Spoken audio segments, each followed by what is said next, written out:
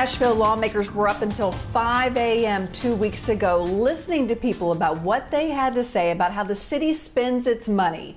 Tonight, they're on the verge of making a decision on the budget. That's right, Carrie, and all this amid a public push to defund the Metro Police Department. A lot of moving parts here tonight. Let's get right to News Channel 5's Jason Lamb live to break all this down for us. Jason. Well, it has been somewhat slow going here tonight. Not only are there a lot of different budget proposals and different amendments to deal with, the council's dealing with some technological problems. They were trying to set it up so the council members could vote remotely from home, but that didn't work, so they're having to roll call everything here. So it has been a very slow night tonight. Earlier tonight, a group of about 250 protesters came out in front of the steps of City Hall asking for Metro Council members to defund the Metro Police Department. Yet another peaceful gathering we've seen in Nashville as a response to the police killing of George Floyd. There are still some amendments that would reduce the police budget coming up tonight. There are at least 4 budget proposals on the table, one from Mayor Cooper, one from Budget Chairman Bob Mendez, one from Councilman Steve Glover, and one from Councilman Freddie O'Connell. All would raise property taxes by varying accounts. Again, we have not gotten very far in this tonight, but Budget Chairman Bob Mendez says his budget version would address some issues highlighted by the Metro Council Minority Caucus. We're being able to add finally actually implementing body cams into the operating budget for the first time, add a chief diversity officer, open community centers on Saturday evenings, all things to help community be able to absorb what's going on right now. We'll stay on top of this all for you throughout the night, and the latest on NewsChannel5.com and News Channel 5 this morning. But on top of all that, the Metro Council is looking at a letter tonight from state watchdogs, the state comptroller's office, saying if they don't put enough money in their rainy day funds through this budget that they're approving tonight, that the state could actually come in and take over the city's finances. They laid out in a letter what they called a worst case scenario, what it calls a surrender by the Metro Council of its responsibility to govern. The state comptroller's office closes its letter by saying, quote, "Nobody wants that to happen." We'll keep you updated. Live in Nashville tonight, Jason Lamb, News Channel 5. Yeah, Jason, thanks for the update there. And at the state capitol, House Republicans think they've created a budget that's right for Tennessee, but it's very different from the Senate's version. Senate lawmakers finished drafting their $39.4 billion spending plan last week ahead of the House, which included $1.5 billion in cuts over 3 years. The Senate's version aligned with what Governor Lee's administration outlined to address the expected revenue drops caused by this pandemic. House lawmakers unveiled a drastically different budget proposal this week. Their plan would keep the Hall tax, which is a 1% investment income tax. The Senate wants to end it this year. The House and Senate, of course, will have to negotiate a final version before being able to adjourn. A resolution at the State House this evening for a 17-year-old who was shot and killed did not go as planned.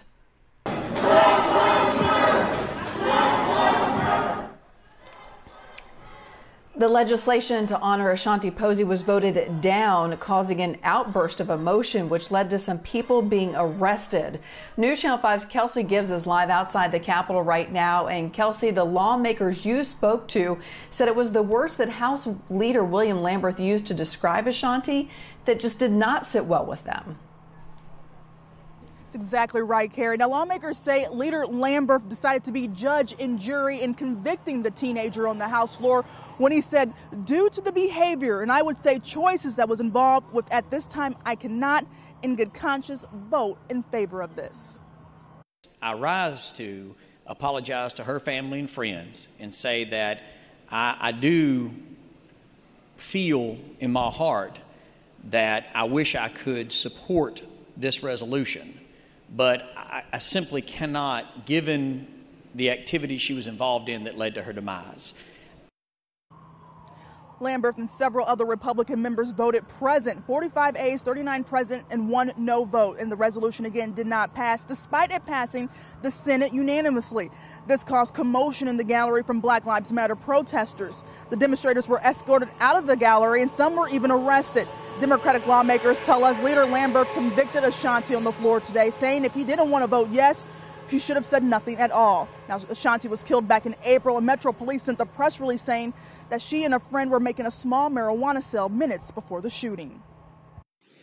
But to stand up and make a speech so that you can get all of your friends and cronies to vote against it is something totally different and disrespectful and sick to me.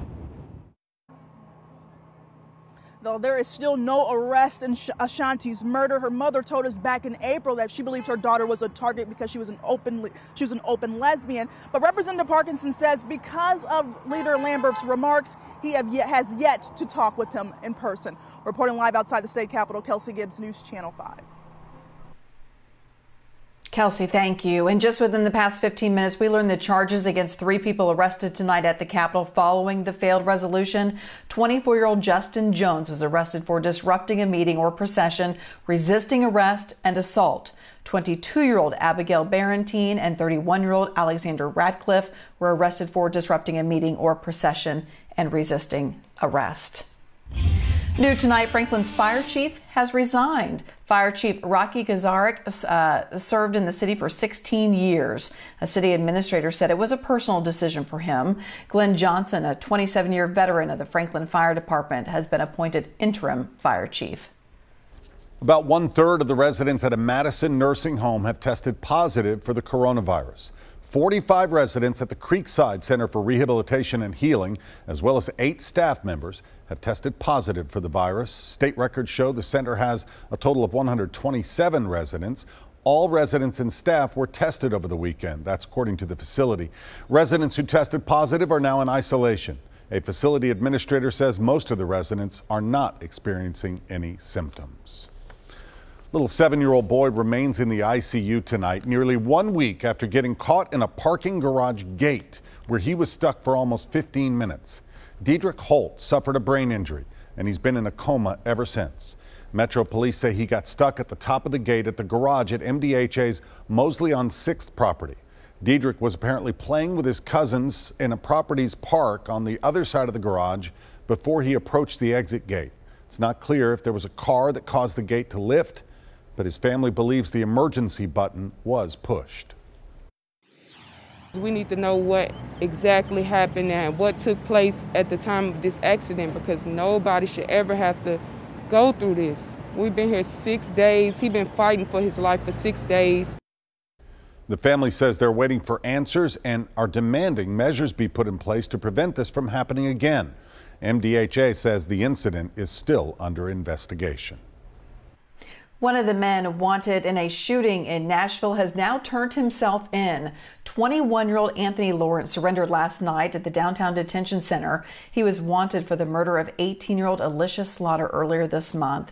Jeremy Hill and Darian Doss are both still wanted by Metro Police on outstanding homicide warrants. If you know where they are, call Crime Stoppers. A death now being investigated as suspicious after a body was found in the water. It was about a week and a half ago. The Humphreys County Sheriff's Office responded to a report of a body found in the Buffalo River. An autopsy revealed the body belonged to 65-year-old Gregory Brantley, who'd been reported missing in Benton County. The cause of death not determined as of yet, but it is classified as suspicious. Suspected criminal misconduct by a sheriff's office in Kentucky now being investigated by the state police. WKDZ Radio reports the investigation involves members of the Trigg County Sheriff's Office and was started after a complaint was sent to the state police. Now, police won't comment on this matter right now, but the county's fiscal court met in an executive session last night, and Judge Executive Hollis Alexander said he is aware of what's happening and he believes the FBI is now involved. All right, Bree joins us, and yesterday you told us you had another great day up your sleeve. You delivered. I did. How long can we keep this going, though? Say I might have another one up there. Good. Yeah, we'll do it at least one more time. Good. And then it does look like big time heat and humidity will be back this weekend. It's June. We knew this stretch wouldn't last. It's not going to last, so definitely some sizzling, steamy conditions by Saturday. But man, oh man, today was gorgeous. I sure wish I could bottle it up and keep it going for a little while. Highs today topped out in the low 80s, 83s where we topped out today. Normal's 86. So to give you some perspective, we've actually been cooler than normal the last couple days, and it feels fantastic outside right now. Mid 70s, the wind gently pouring in out of the northeast. It is a carbon copy to the last few nights. We still have some persistent cloud cover that's wrapping around the system to our east. We remain on the edge of it. So all we're going to get is some thicker clouds for areas east and thinner clouds for areas west. An easy, easy weather pattern. One more day of it and then things start to change. So I added just a couple degrees to the mercury for tomorrow, but 85 is going to feel just as good as 83. 89 Thursday, and then we open the door to 90-degree weather on Friday. And it's not just the heat, right? It is the humidity. It's that sizzle, it's that steamy factor. As we head into your Father's Day weekend, we're going to crank it all the way into the low 90s, but the humidity is going to be there, so that heat index is going to be a touch warmer than that. We'll take a look at that in more detail, including a return to some storm chances Sunday afternoon as well. Rory, Carrie, all of that in just a bit. Okay, thank you, Bree. Graduation ceremonies happening today in Wilson County. What a beautiful day for it. Lebanon High School held 2 ceremonies today at their football field. The graduates were split into 2 groups because of the coronavirus, and students stayed 6 feet apart during the ceremony. Some graduates said it was about time they got to have a graduation. Mount Juliet High School will have its graduation on Thursday. Could some apps be releasing your personal information and medical history? Who's talking with major tech companies about this? Plus, if you don't wear a mask on one airline, you could get blacklisted when this change takes effect. You're watching News Channel 5 at 10. News Channel 5 is partnered with SHR Talent to help you rebound. See who's hiring, punch up your resume, and sign up for career coaching. Free. Go to newschannel5.com/rebound. Could contact tracing apps be sharing your information? Attorney General Herbert Slatery and 38 other AGs around the country have asked Google and Apple to make sure all contact tracing and exposure notification apps that are related to the coronavirus are protecting your personal information. They've asked the tech companies to guarantee the apps are affiliated with a public health authority and to remove them when they're no longer needed. Wearing a mask is still recommended to avoid catching or spreading the coronavirus, and it's also important to take good care of that mask. Dr. David Aronoff from Vanderbilt says it may be helpful to have more than one cloth mask this summer, so if you sweat through one, you can switch it out for another. He recommends one mask per day as long as it doesn't get wet. If you are sensitive to the heat, a face shield is another option. I have not heard of any heat exhaustion or heat stroke or problems with overheating from wearing the masks. I would say that every summer it gets hot in Tennessee, and it's important to stay in the shade as much as possible, wear sun hats, protect your skin from the sun with sunscreen, stay hydrated. The CDC says you can wash your face covering with just your regular laundry, or you can also wash it with 4 teaspoons of bleach per quart of room temperature water. If you refuse to wear a mask on one airline, you could get blacklisted. United Airlines plans to roll out a new policy this Thursday. It will require flight attendants to ask passengers whose faces aren't covered to put on a mask. Those passengers will be offered a mask if they don't have one. If they say no, their names could be put on an internal restriction list once they reach their destination. United flights could be then off limits to those passengers for a while. American Airlines announced a similar policy on Monday. Many families are struggling to feed themselves during these tough times, and they are also struggling to feed their pets. That's why the Nashville Humane Association has set up a pet food bank. Tomorrow from 1 until 3, you can get free food for your pet at the Humane Association on Osceola Avenue. You can get about 2 weeks worth of food. If you're wanting to help the pet food bank, you can donate through the Nashville Humane Association's website. This Friday, many Americans will observe a holiday called Juneteenth, or as it's also known, Black Independence Day. The day could become a major holiday. The Tennessee General Assembly is considering a bill that would make Juneteenth an official state holiday. Now, the Emancipation Proclamation was signed in 1863, freeing slaves from the Confederacy. But it wasn't until June 19, 1865, that Union General Gordon Granger arrived in Galveston, Texas, one of the last strongholds of subjugation, and shared the message that slavery was no more. They began celebrating Juneteenth. It's technically a Texas holiday that has kind of spread through the South over time. Many African Americans now celebrate the day as an alternative to the 4th of July. State Democrats, though, doubt the bill to make Juneteenth a state holiday will get passed before the legislature ends for this year. Weather-wise, we continue to be in this stretch of incredibly mild, comfortable weather. Humidity low, temperatures on the cool side, mornings comfortable. We're going to do it for one more day, and then things are going to start to change. It'll start to feel more like what we know June to be around here. So one more nice day, one more easy morning. We are going to keep a 10 to 20% chance for a few raindrops for the plateau. Not widespread across the area. It has been a dry stretch as well. That's part of what will change as we head towards Father Day. So hot, humid conditions back for the weekend. Also some storm chances. So we're still talking about the same weather maker, the same troublemaker that we were last night. Really easy to pick this out on water vapor. You see this great big swirl across the east. This thing's still not moving. It continues to bring significant moisture like a fire hose on shore across parts of the Carolinas and up into Virginia. And it continues to reinforce drier, more comfortable air across Tennessee. You guessed it. This thing's going to keep spinning for the next 24 hours. It's not till Thursday that it'll start to eject off to the northeast, finally taking the rain with it and bringing an end to our mild weather. Now, our folks, our neighbors to the east, they need the break. They've had flooding conditions for the last few days, so they'll be happy to see that rain pull out. As that pulls away from us, it's also going to take some of the cloud cover away, and it's going to allow that warm, moist Gulf air that we typically deal with this time of year to pull back into Tennessee and Kentucky, which is why it's going to get so hot and humid. It's also going to be another significant page turn for us, right? We went from an unsettled, wet pattern roughly a week ago to a very dry pattern.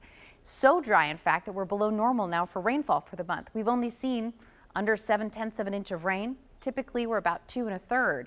So we're under a good 1.5 inches for the month. We're not going to put down significant rainfall this week, but next week, as the system pulls away from us, it is going to become more unsettled and a much wetter pattern. This is a look at your rain chances above normal for next week. So notice the greens all across the southeast, especially across the Mississippi Valley into Tennessee. That's us. And we are looking at above normal chances for rainfall as we head into next week. So if your lawn's looking a little crispy, hang in there. Mother Nature will help out next week. Incredibly hot and humid. Saturday and Sunday are going to be the